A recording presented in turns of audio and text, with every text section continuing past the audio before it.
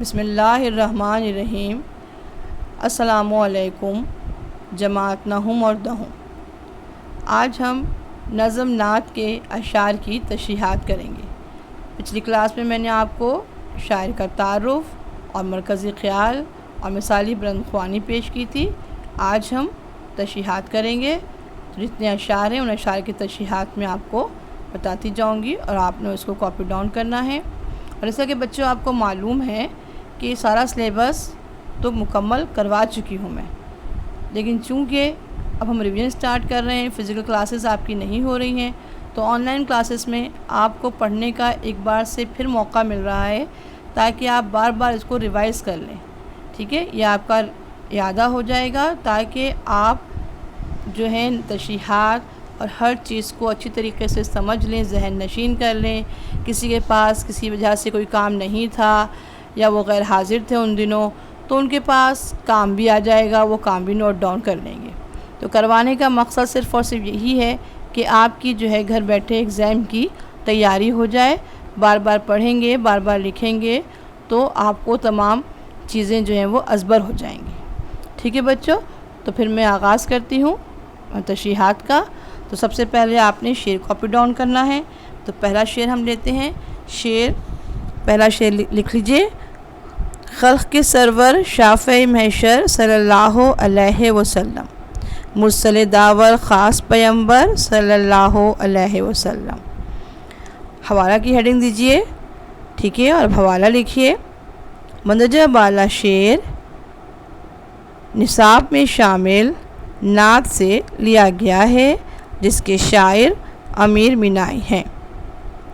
اس کے بعد آپ کی اگلی ہیڈنگ حوالے شاعر کی ہوگی، اور حوالے شاعر میں آپ کو پہلے ہی شاعر کا تعارف دے چکی ہوں، اسی میں سے آپ مختصراً تعارف جو ہے وہ لکھیں گے۔ صحیح ہے، اور تشریح کی ہیڈنگ دیجئے اور تشریح لکھیں۔ منظر بالا شعر میں شاعر کہتے ہیں کہ پوری دنیا کے لوگوں کے سردار رسول اکرم صلی اللہ علیہ وسلم کی ذات مبارک ہے، جو تمام انسانوں میں سب سے زیادہ افضل اور برتر ہے۔ قیامت کے روز اللہ تعالیٰ کی ہی رضا سے اللہ تعالیٰ کے حضور اپنی امت کی سفارش کریں گے۔ حضرت صلی اللہ علیہ وسلم ہمیشہ انصاف کرنے والے تھے اور ان کا رتبہ تمام انبیاء کرام میں سب سے اعلیٰ و عرفہ ہے۔ دنیا میں 1,24,000 پیغمبر آئے اور ان تمام پیغمبروں میں اللہ تعالیٰ نے آپ کو اعلیٰ و عرفہ مرتبہ دیا۔ ٹھیک ہے، اب جو ہے نظم کا دوسرا شعر آپ تحریر کیجئے اپنی کاپی پر۔ دوسرا شعر ہے۔ نور مجسم نیر اعظم سرور عالم مونس آدم، نوح کے ہمدم خضر کے رہبر صلی اللہ علیہ وسلم۔ اچھا، پہلے بتا چکی ہوں کہ حوالہ لکھا جائے گا، لیکن اب ہر شعر کے بعد آپ حوالہ نہیں لکھیں گے۔ طریقہ کار آپ کو معلوم ہے، لہٰذا صرف تشریح میں آپ کو دوں گی اور آپ نے تشریح لکھنی ہے۔ تشریح کی ہیڈنگ دیجئے اور تشریح تحریر کیجئے۔ منظر بالا شعر میں شاعر نبی کریم صلی اللہ علیہ وسلم کی تعریف و توصیف بیان کرتے ہوئے کہتے ہیں کہ ہمارے نبی حضرت محمد صلی اللہ علیہ وسلم سراپا نور تھے۔ وہ تمام انسانوں میں ایک بہت بڑے روشن ستارے کی طرح تھے۔ آپ صلی اللہ علیہ وسلم ہی حضرت آدم علیہ السلام کے ہمدرد، حضرت نوح علیہ السلام کے ساتھی اور حضرت خضر علیہ السلام کے رہنما تھے، یعنی آپ صلی اللہ علیہ وسلم کا رتبہ تمام انبیاء کرام اور تمام انسانوں سے اعلیٰ و عرفہ ہے۔ آپ صلی اللہ علیہ وسلم تمام انبیاء میں اعلیٰ مقام رکھتے ہیں اور قیامت تک اب کوئی نبی آپ کے بعد نہیں آئے گا۔ تیسرا شعر کاپی ڈاؤن کریے۔ بحر سخاوت کان مروت آیا رحمت شافع امت، مالک جنت قاسم کوثر صلی اللہ علیہ وسلم۔ اس میں بھی وہی ترتیب ہوگی۔ تشریح لکھ دیجیے آپ، تحریر کی تشریح کی ہیڈنگ دیجیے اور تشریح لکھیں گے ہم۔ منجا بالا شعر میں شاعر نبی کریم صلی اللہ علیہ وسلم کی تعریف و توصیف بیان کرتے ہوئے کہتے ہیں کہ ہمارے نبی حضرت محمد صلی اللہ علیہ وسلم کی سیرت اور کردار مبارکہ انتہائی اعلیٰ ترین تھی۔ آپ صلی اللہ علیہ وسلم سخاوت، فیاضی اور مروت کا ایک بے کراں سمندر تھے۔ بحر کسے کہتے ہیں؟ سمندر کو۔ ایک بے کراں وسیع بے کراں سمندر تھے۔ آپ صلی اللہ علیہ وسلم زمین پر انسانوں کے لیے اللہ تعالیٰ کی رحمت کی نشانی تھے۔ آپ صلی اللہ علیہ وسلم زمین پر انسانوں کے لیے اللہ تعالیٰ کی رحمت کی نشانی تھے۔ آپ صلی اللہ علیہ وسلم سارے عالم کے لیے رحمت للعالمین تھے۔ آپ صلی اللہ علیہ وسلم کا وجود ہی تمام انسانیت کے لیے رحمت و شفقت تھا اور آج بھی ہے۔ آپ صلی اللہ علیہ وسلم ہی جنت کے اصل حقدار اور مالک ہیں۔ روز حشر جب تمام انسانوں کو اپنی اپنی فکر ہوگی تو آپ صلی اللہ علیہ وسلم اپنی امت کی شفاعت کریں گے اور انہیں حوض کوثر کا پانی پلائیں گے۔ لیکن نبی کریم صلی اللہ علیہ وسلم ہی جو ہے قیامت کے روز ہماری سفارش کریں گے۔ یہ تھی اس کی تشریح۔ اچھا، یہاں ایک بات اور سمجھنے والی اور قابل غور ہے کہ ہمیں اس غلط فہمی میں نہیں رہنا چاہیے کہ نبی کریم صلی اللہ علیہ وسلم ہماری شفاعت کریں گے تو ہم جو مرضی چاہیں کریں۔ نہیں، دیکھیں سفارش بھی اسی کی جائے گی نا جو کہ نیک ہو۔ ایسا تو نہیں ہے نا کہ میں گناہ پہ گناہ کرتی جاؤں بہت ہی، اور پھر تو کیا نبی کریم صلی اللہ علیہ وسلم کسی ایسے شخص کی سفارش کریں گے جو برا ہوگا، جو گناہ گار ہوگا؟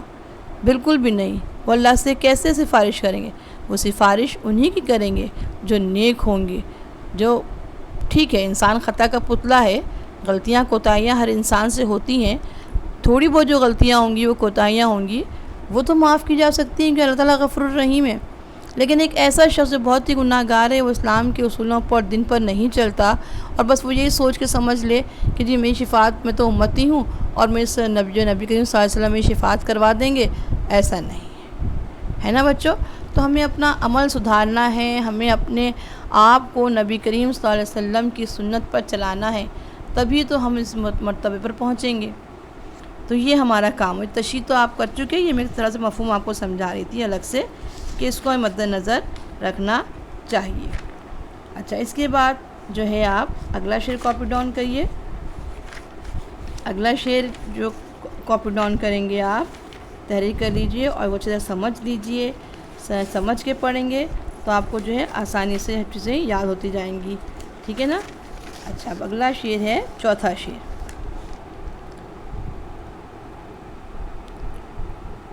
رہبر موسیٰ ہادی عیسیٰ تارک الدنیا مالک عقبیٰ، ہاتھ کا تکیہ خاک کا بستر صلی اللہ علیہ وسلم۔ مندرجہ بالا شعر میں شاعر نبی کریم صلی اللہ علیہ وسلم کی تعریف و توصیف بیان کرتے ہوئے کہتے ہیں کہ تمام انبیاء کرام کے رہنما اور ساتھی آپ صلی اللہ علیہ وسلم کی ذات مبارکہ ہی ہے۔ آپ صلی اللہ علیہ وسلم تمام انبیاء کے رہنما ہیں، تمام انبیاء کرام کے ساتھی ہیں۔ آپ صلی اللہ علیہ وسلم جو اللہ تعالیٰ کے محبوب تھے اور ہیں، اور جنہوں نے دنیا میں دسترس رکھنے کے باوجود بھی اس دنیا کی آسائشوں کو ترک کر دیا اور تمام زندگی امت کی خیر خواہی کرتے رہے اور خود زمین پر سوتے رہے، نرم گداز تکیے کے بجائے اپنا ہاتھ مبارکہ سر کے نیچے رکھتے تھے۔ تشریح آپ نے نوٹ ڈاؤن کریے، اب سمجھ بھی لیجیے اس کو اچھی طریقے سے۔ اس میں یہ بتایا جا رہا ہے کہ نبی کریم صلی اللہ علیہ وسلم جتنے بھی انبیاء اب تک آئے ہیں ان سب کے کیا تھے؟ ساتھی تھے، رہبر تھے، رہنما تھے۔ آپ نے جو ہے وہی تمام جو ہے وہ دعوت دی جو تمام انبیاء دیتے چلے آ رہے تھے۔ اور یہ بھی لیکن فرق کیا ہے کہ آپ صلی اللہ علیہ وسلم اللہ تعالیٰ کے محبوب ترین نبی تھے۔ وہی وجہ ہے کہ آپ صلی اللہ علیہ وسلم کی امت پر اب تک کوئی عذاب نہیں آیا، جبکہ ہم پچھلی امتوں کو ہم دیکھتے ہیں تو ہر نبی کی قوم پر جو کوئی نہ کوئی عذاب نازل ہوا، لیکن آپ صلی اللہ علیہ وسلم اپنی امت کے لیے بہت فکر مند رہتے تھے۔ تہجد میں اٹھتے، دعائیں کرتے، استغفار کرتے، کس کے لیے؟ اپنی امت کے لیے۔ اچھا، پھر یہ کہ اللہ تعالیٰ نے آپ کو تمام کائنات کو آپ کے لیے مسخر کر دیا تھا، پوری کائنات آپ کے بس میں تھی، مگر اس کے باوجود آپ نے اس پوری کائنات کو چھوڑ دیا، ترک کر دیا، اور خود آپ کیا تھے؟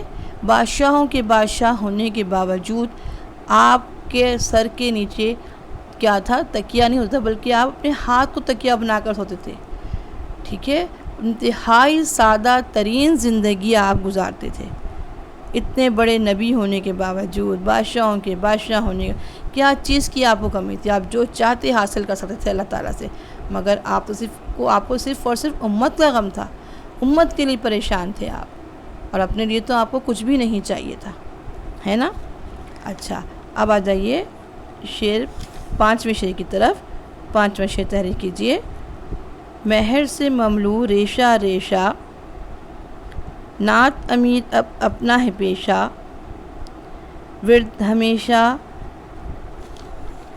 ہمیشہ دل پر شعر صلی اللہ علیہ وسلم۔